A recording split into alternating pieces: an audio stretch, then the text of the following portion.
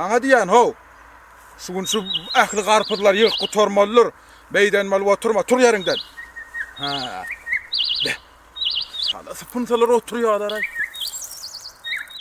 Akmurat. Aha. Salamu aleykum aman gençler. Aleyküm selam.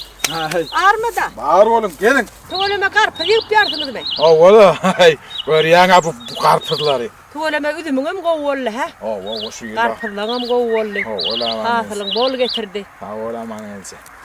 Oturan traktör kimin traktory? Aýstay. Ana. Ha! Atasali arkan kaman gençler.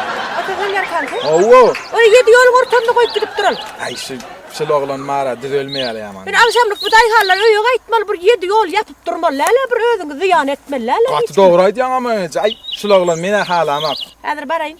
Bar. Iň soňky kelek. Hemmikin baraýyn. Dogry aýdýan ama.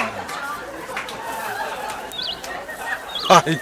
İyi şu gaýdan atasali arkan. Şula bolaydı.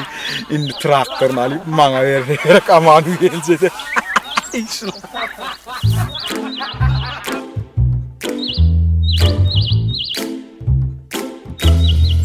Yedi yol yap koysan bolmadan hali bir yere dayhallarım etmeleri.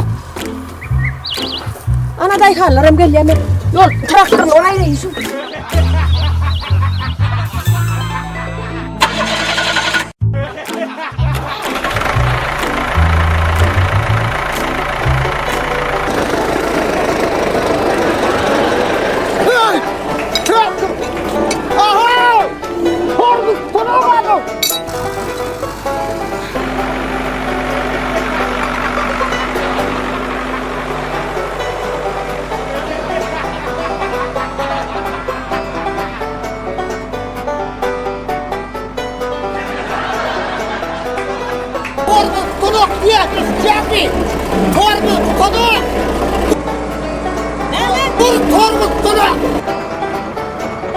Tezrak tut yandan durma birisini tutma birisini tutmadın şu.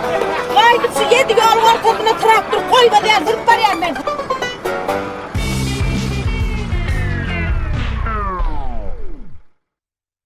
Tormuz tonok. Ha tutup dura tormuz. Tutup dura tormuz.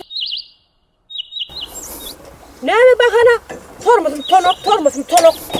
Tutma mı sen tormuzum? Ne diyene? Ben sana en son gerek duyduryam. Yededim şu 7 yolun ortasına traktör koyanın göraysam traktörün alıp 4 de tekere veren 4 de bilýän mi? 2-3 traktör verseňem sürýär şol. Gül ýal traktörüň var.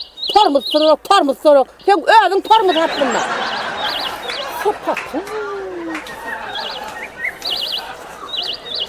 Bah.